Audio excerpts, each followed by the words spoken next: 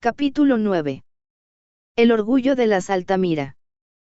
Catalina también tenía sus sospechas, pero no podía hacer nada.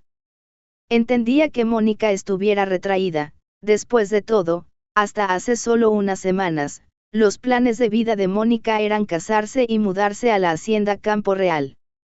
Ahora la que llevaría esa vida sería su hermana, y aunque Mónica lo había tomado con tranquilidad aparente, Catalina estaba preocupada por esa calma. Había muchas cosas de la vida de Mónica que Catalina desconocía. Ella misma había hecho la vista gorda para no estar pendiente de todos sus movimientos. Sabía que Mónica era muy inteligente y que, de alguna manera, había llevado el orden de la casa durante tanto tiempo, los gastos, las obligaciones y responsabilidades. Todo había caído sobre Mónica, lo que la había llevado a madurar a temprana edad, a ser una persona sumamente organizada y responsable. Ahora Catalina se sentía culpable. Había delegado todas estas cargas sobre su hija y no sabía si esto habría perjudicado su futuro. Los pensamientos de Catalina fueron interrumpidos por la pregunta de Andrés. ¿Cree usted que a ella le guste irse para el convento? Esa no es la vida que quiero para ella, replicó Catalina en tono seco. Catalina de inmediato negó. No era una idea que a ella le agradara. Tenía en sí una idea del convento como un lugar de reclusión, más que algo agradable. Aunque las monjas del pueblo les habían ayudado mucho, para Catalina no era algo que quisiera para su hija. Pero es mejor que no hablemos de ese tema, dijo Aimé de inmediato. Madre siempre se pone un tanto susceptible cuando se habla de eso. Pero llegará el momento, mamita, en que deberás elegir a Mónica su camino, y si esa fuera su vocación. Catalina miró a Aimé con reproche. He dicho que no, dijo, luego se puso de pie. Iré a traer el té, y salió del comedor. Andrés se quedó sorprendido. No sabía que tu madre tuviera tal carácter. Sí, todas lo tenemos, pero lo escondemos muy bien, le dijo Aimé sonriendo y mirando a su madre mientras se iba. En su mente pensó, especialmente Mónica, pero todos piensan que es dulce, humilde y dócil. Sí lo sabré yo. Mónica estaba sentada en la ventana de su habitación, que daba hacia la playa. Desde allí podía observar las olas ir y venir, a lo lejos se veía el mar imponente, aunque los árboles y las palmeras creaban una combinación perfecta del paisaje. Ella no anhelaba quedarse allí, anhelaba ir más allá, descubrir mundos, vivir aventuras. Pero su temor por el mar hacía que no supiera si algún día podría lograrlo. Un escalofrío la recorría cada vez que veía barcos, la imagen del naufragio de su padre aún dolía. Nunca habían encontrado su cuerpo, y eso la llenaba de una tristeza honda, sin un lugar donde llevar flores, sin un adiós definitivo. ¿Por qué te fuiste así, papá?, pensó, con los ojos fijos en el horizonte. El mar, que para otros era libertad, para ella era un recuerdo doloroso. Mónica seguía con la mirada perdida en el mar, mientras sus pensamientos se enredaban en un océano de contradicciones. Anhelaba libertad, escapar de la rutina de San Pedro, sentir el viento en el pelo sin la sombra de la responsabilidad. Pero una voz interna la frenaba, su madre, Catalina. Era ella quien velaba por la casa, quien manejaba los gastos, quien mantenía todo en orden, aunque nadie lo supiera. Mónica había aprendido a llevar el peso en silencio, a ser la columna invisible de la familia. ¿Qué sería de mamá sin mí?, se preguntó, sintiendo un nudo en el pecho. Aimé se casaría pronto, tendría su propia vida, y Catalina. Catalina necesitaría a alguien. La idea de dejarla sola le parecía impensable. Mónica suspiró, el mar seguía meciéndose en calma, pero su deber la mantenía anclada a su casa. De repente, un golpe suave en la puerta la sacó de sus pensamientos. Mónica. ¿Estás bien? La voz de Aimé se oyó al otro lado. Mónica se levantó, sonriendo levemente, y abrió la puerta. Aimé estaba allí, con una curiosidad amable en los ojos. Sí, hermana. Solo estaba, viendo el mar. Aimé entró en la habitación con una sonrisa curiosa, pero Mónica notó algo más detrás de sus ojos astutos, un destello de cálculo, como si estuviera evaluando el terreno. Aimé siempre había vivido a la sombra de Mónica, y aunque sus padres las amaron por igual, ella cargaba el peso de ser la menor, la más rebelde según los recuerdos de la infancia. Los regaños y castigos habían sido su pan de cada día, mientras Mónica era la sensata, la perfecta, la que siempre recibía elogios de su padre.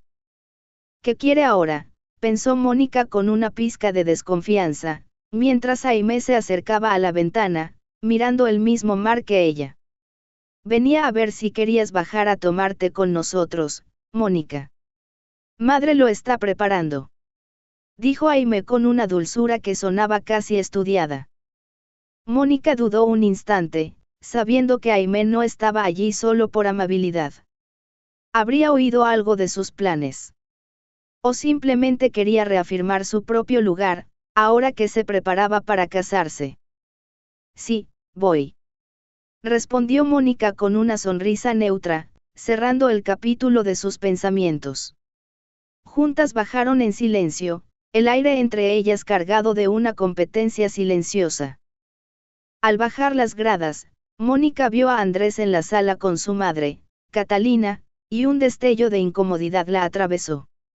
Comprendió que su hermana algo se traía, probablemente para involucrarla en algo que no le interesaba. Andrés, aunque guapo y con modales de caballero, no era alguien a quien Mónica quisiera o admirara.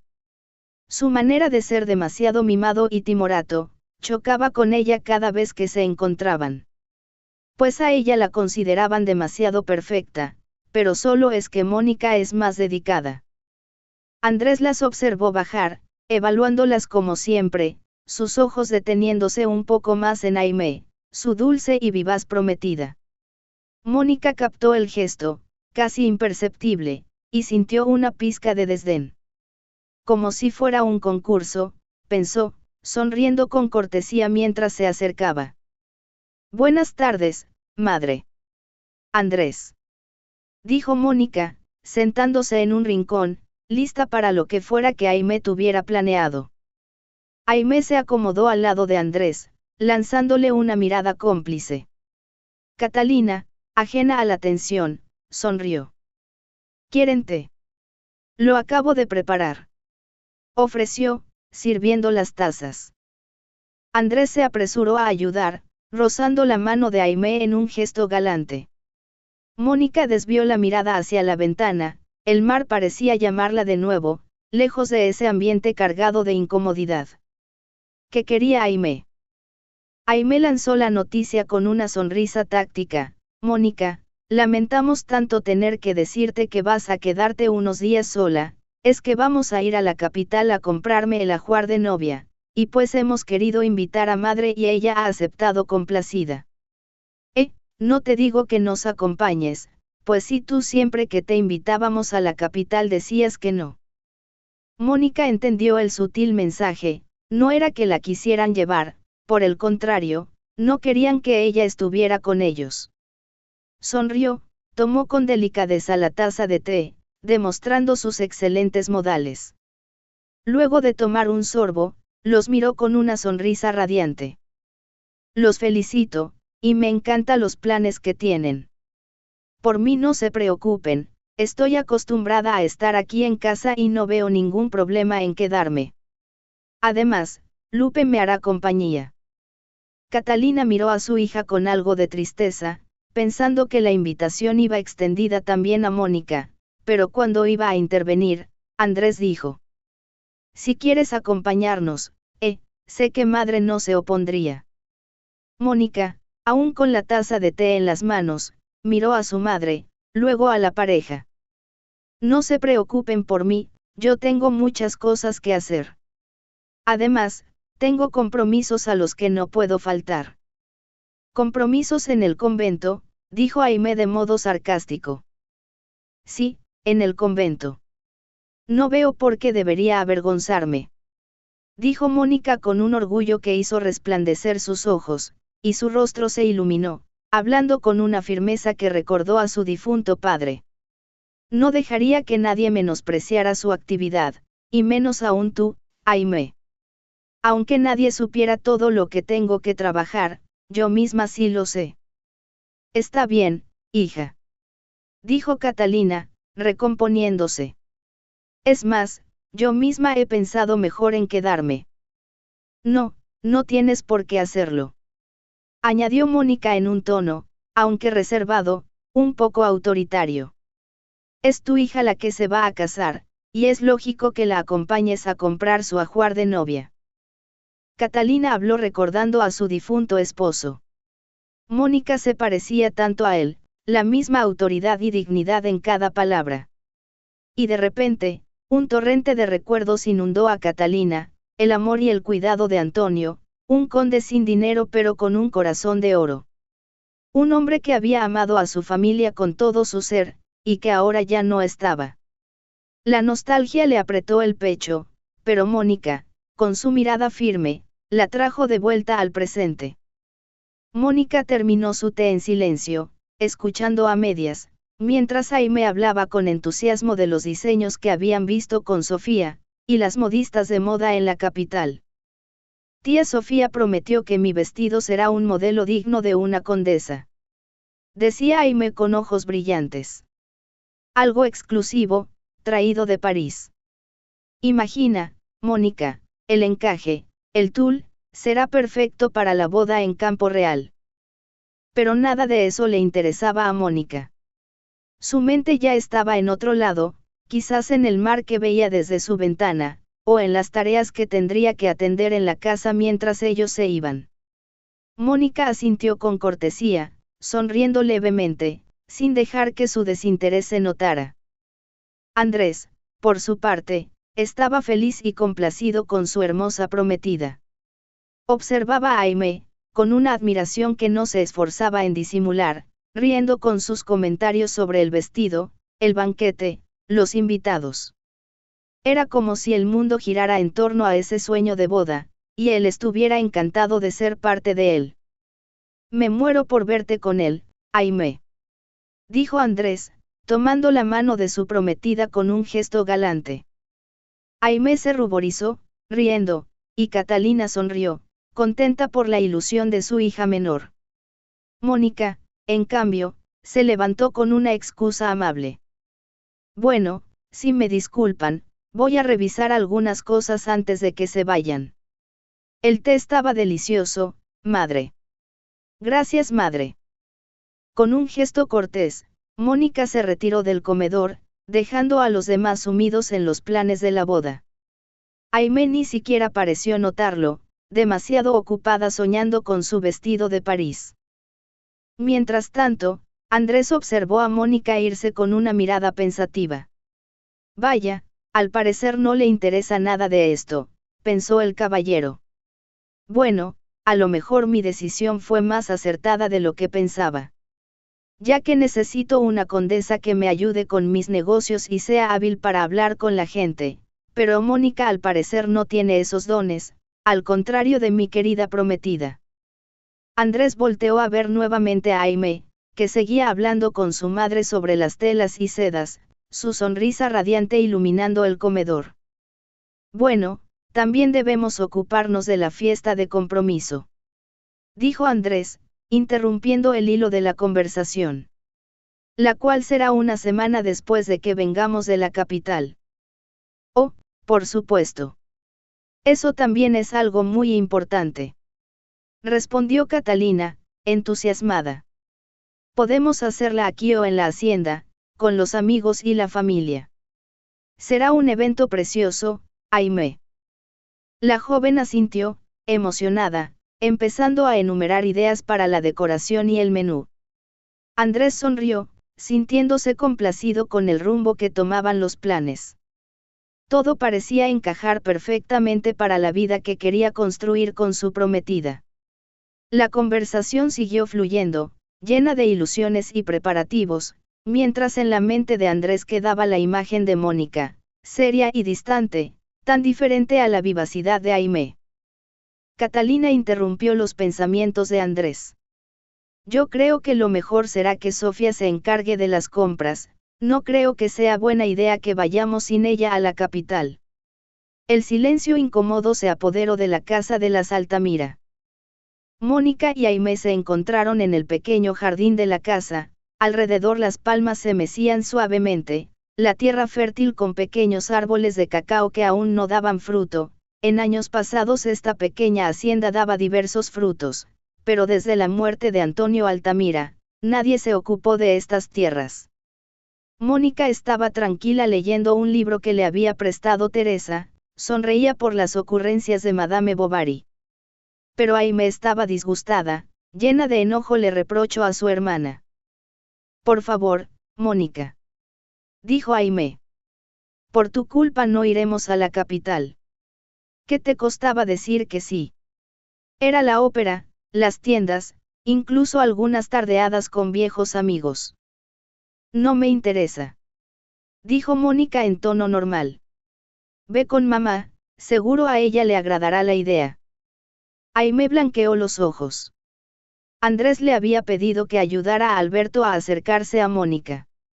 Pero era tan difícil. Su enojo creció. Mónica no hizo caso y fue a su antiguo cuarto. Quería alejarse de su hermana y buscar algunas cosas que quería llevar para el convento. Debo bajar unas cosas del baúl.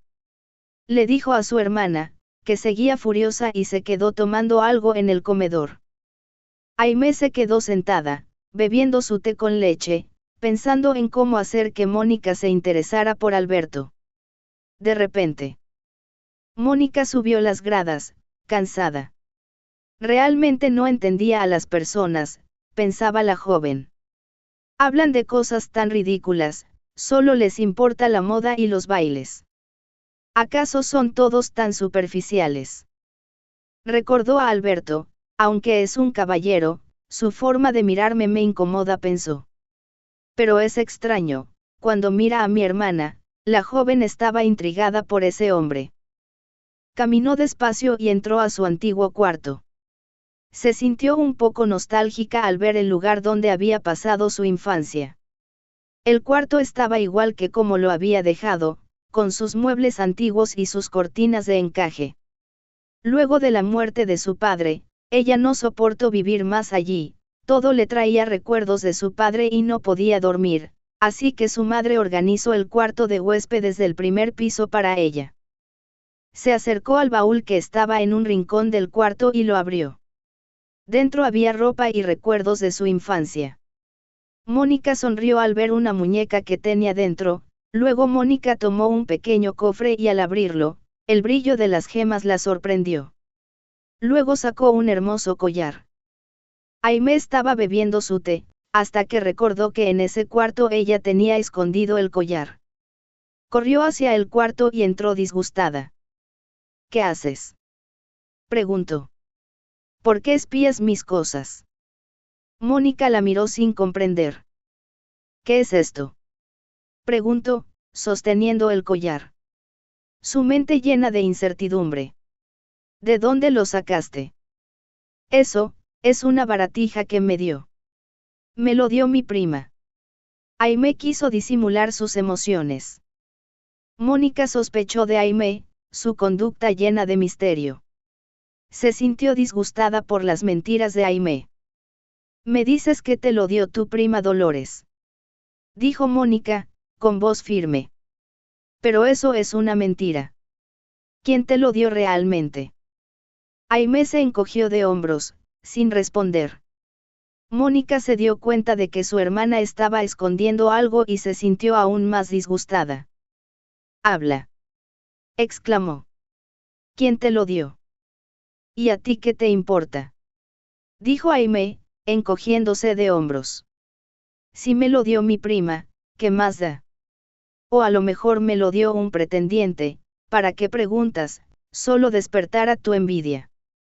En su interior, se burlaba de su hermana. Pobre ilusa. Jamás tendrás cosas como estas, pensó. Pero yo lo tendré todo. Ese pirata seguro vendió todo por traerme este regalo. Un simple marinero. Pero valió la pena, me dejó hermosos y valiosos regalos. Envidia, de ti. No me hagas reír. Yo soy una mujer decente, alguien digno que no se deja tentar por baratijas como esta. Pero tú, mi querida hermanita, estás yendo sobre puntillas y créeme. La voz de Mónica baja y amenazante, sus ojos brillaron de enojo y al acercarse a Aimee la miró a los ojos con severidad. Te lo advierto, si llego a darme cuenta de que andas como una descarada, flirteando por allí con quien Dios sabe quién, tu tan querido futuro de ama de la casa de los Alcázar, podría caer tan rápido como un castillo de naipes. Aimee resopló de enojo, pero no dijo nada, meditando en las palabras de Mónica, luego tomó aire y miró hacia otro lado. Estás loca, celosa del amor de Andrés, no tengo nada que ocultar, así que déjame en paz. Aimee salió del cuarto, apretando el collar entre sus dedos, convenciéndose a sí misma de que Mónica nada podría hacer contra suya. Ansiosa pero al mismo tiempo triunfante, así se sentía, sonríe con malicia y vuelve a su cuarto. Mónica no quería pelearse, sabía bien que su hermana era demasiado hábil al mentir y más descara, así que salió disgustada. Un día Aimee, un día llegara alguien y te bajara de la nube en la que vives, ojalá ese día no sea demasiado tarde, porque así como usas a la gente, solo lograrás quedarte sola, espero que ese día esté muy lejos mi querida hermana. Pensaba Mónica, esperando que las decisiones de su hermana no le cobren en el futuro por su soberbia. Al llegar la noche, se puso su pijama y salió por su balcón, caminando hacia la playa. El aire nocturno era fresco y el sonido de las olas era relajante. Mónica se sentó en la arena, mirando el mar. Se sintió triste y sola. ¿Por qué su hermana siempre tenía que ser así? ¿Por qué no podían llevarse bien? Pensó en Teresa y sus hermanos, que siempre bromean y ríen, suspiró pesadamente. De repente, se levantó y comenzó a caminar hacia el mar. Mónica recordó los gestos de Andrés. Un caballero, murmuró ella. Sí, cómo no. Los hombres son como animales. Se dijo, pensando en aquel libro que leyó. Las lágrimas comenzaron a rodar por sus mejillas, como gemas que brillan con la luz de la luna, sus ojos llenos de los recuerdos que tenía de su padre y de la ilusión de una vida diferente si su padre estuviera con ellas. Luego de llorar un rato, observó en silencio el cielo despejado, las estrellas brillaban sobre ella, iluminando las aguas y creando un hermoso paisaje en la noche, sonrió agradecida con Dios y sintió paz. Camino por la playa. Ella amaba bailar como las danzas de las gitanas. Ha visto gráficos y le encantaban. Comenzó a moverse con el mar, sintiendo una extraña energía que la inundaba. Su cuerpo se movía solo, sin que ella lo controlara. Era como si el mar la estuviera dirigiendo, como si la luna estuviera bailando con ella, la tenue luz cubriendo su cuerpo y reflejando las sombras en la arena. Se sintió libre, se sintió viva. El viento movía su cabello y su ropa, y ella se sentía como una diosa del mar. Luego, más valiente, volvió a casa. Entró en silencio, no quería despertar a nadie. Se fue directo a su cuarto y se acostó en la cama, sintiendo una fuerza renovada, dejaría de vivir para otros, viviría para ella misma, al menos lo intentaría. Juan caminó unos pasos más, iba de vuelta a su casa, pero sin darse cuenta pasó por detrás de la casa de las Altamira, entonces escuchó los pasos rápidos de alguien. Se ocultó y entonces la vio, el camisón blanco brillaba bajo la luz de la luna, sus pasos suaves pero decididos. Su corazón se aceleró. La observó ir hacia el mar, pero entonces ella cayó de rodillas. Juan no supo qué hacer, solo observó en silencio, paralizado. Luego de unos minutos, la vio ponerse de pie. Dio un giro y caminó hacia el mar. Luego, con pasos hermosos, bailando sobre las aguas del mar, sus manos se movían con gracia, la tela creaba una ilusión y Juan creyó ver a una diosa. Absorto en ella y en su figura que danzaba, se quedó allí en silencio hasta que ella volvió a su casa. No sé quién eres en verdad, o qué eres, pero has despertado mi curiosidad. Pensó Juan mientras lo veía llegar a su casa. Al día siguiente Mónica habló con su madre. Al final logró convencerla de viajar a la capital, prometiendo salir siempre con Lupe y solo ir al convento. Cosa que logró convencer a la doña, aunque con algunas reticencias. La familia Alcázar llegó con el carruaje a recoger a las damas Altamira, la gente del pueblo observando con curiosidad los movimientos de las condesitas. Mónica las despidió en la puerta. Ahí me llevo poco equipaje, quería traer todo lo que pudiera de la capital. Andrés, mi querido Andrés, ya que quieres casarte conmigo, debes pagar por este privilegio. Pensó la joven. Luego sonrió con malicia hacia donde estaba su hermana, hizo gesto de mirarla por sobre el hombro, sus ojos destellando de altivez, luego se subió al carruaje siendo ayudada por Andrés, quien al voltear a ver a Mónica ella ya estaba de espaldas, entrando a la casa. Mientras todos estaban en la capital, Mónica aprovechó para ir a visitar a don Noel a su despacho. Necesitaba consultar con él sobre el proveedor de las telas y los hilos. Don Noel estaba encantado, Juan había dejado a su disposición todo lo que tenía en la bodega, y ahí se encontraban precisamente lo que ella necesitaba. No te preocupes, puedo disponer de esto sin necesidad de que tengas que pasar por intermediarios. Dijo don Noel con una sonrisa. Mónica sonrió, complacida. En serio, don Noel. Tengo entendido que el señor de la bonetería es el que nos surte. Sí, pero no te preocupes, hija, esa excepción será para beneficio tuyo y de las mujeres que trabajan en el convento, así que no creo que haya ningún problema. Además, mi muchacho ha dejado a mi cargo todo lo relacionado con estas telas. Mónica sonrió agradecida. El viejo abogado, además de colaborarle en muchos asuntos, ahora también se convertía en la persona que la apoyaba en su negocio.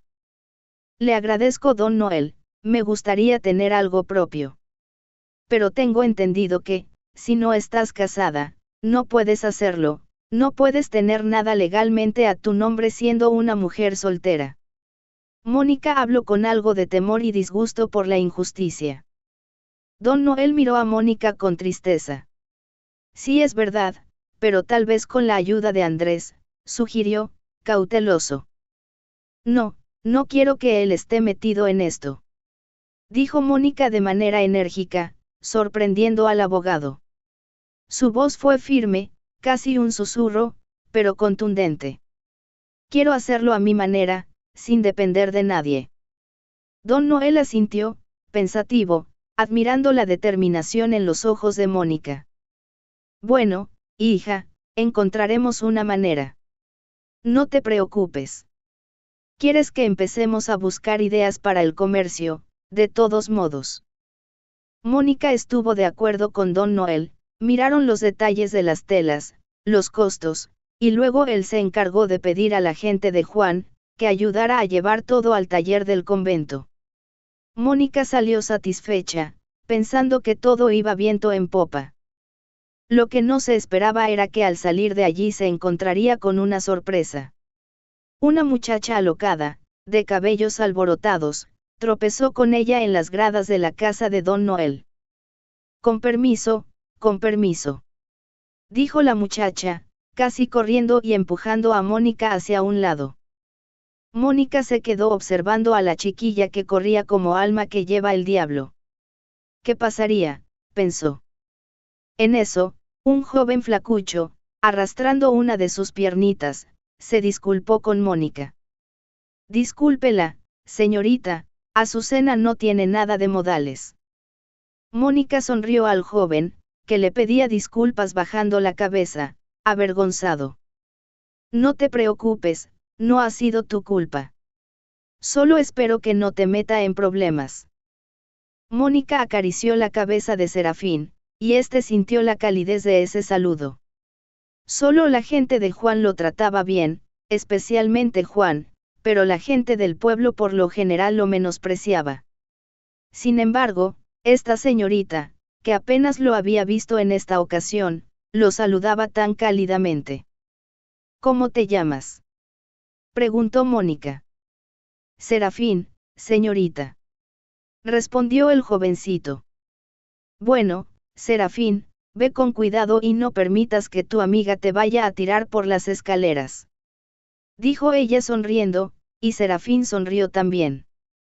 Mónica terminó de bajar las escaleras y caminó hacia el convento, donde terminaría de hacer los arreglos de las cosas que estaba haciendo. Mientras tanto, Azucena llegaba al despacho de Don Noel, hecha una furia. Don Noel